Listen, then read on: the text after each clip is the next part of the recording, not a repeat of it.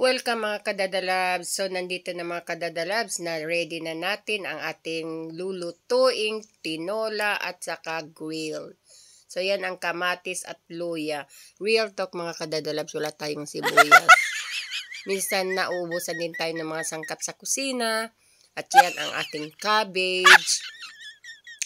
So itong isda na for grill, didikdikan lang natin ng ating bawang. So, yan. Yan mga dadalabs. Itong bawang lang didikdikin natin. At syempre didikdikin natin yan sa asin. And dadagdagan din natin ng sili. So, yan mga kadadalabs. Handang-handa na tayo para sa ating pagluluto ng ating grilled garlic tuna. At saka ang ating fish soup. Yan. Ang pagluluto ko ng sabaw mga kadadalabs ay pinauuna ko muna ang tubig pakuluin. Bago ko ilagay ang mga sangkap, kailangan papakulo muna natin ang ating tubig sa kawali. Kawali ba yan? O kaldero pala? Kaldero. So, ayan mga kadadalabs. Hintayin natin yan kumulo bago natin ilagay ang mga sangkap para sa ating sabaw, tinola. Then, while hinihintay natin yan kumulo, mga kadadalabs, maggagawa na tayo ng ating sangkap para sa ating grilled tuna. So, yan ang mga sangkap lang mga kadadalabs, ang ating bawang. So, ito, ayan.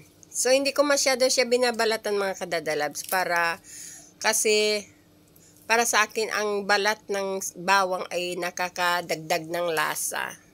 So, ayan. Nalis ko lang yung balat sa ibabaw na yung manipis na puti, pero yung sa ilalim, hindi ko na inaalis masyado. So, ganyan mga kadadalabs, oh. Yan, ito lang inaalis ko.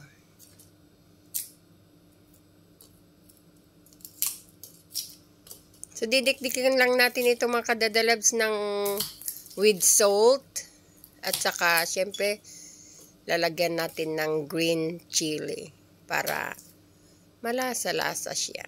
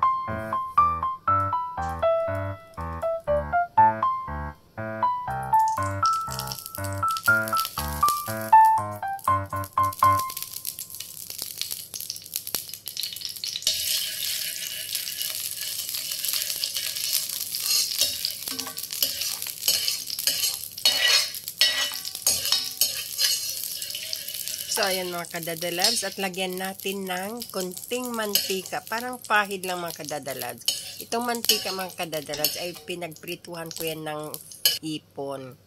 Kaya parang orange, yellow orange siya.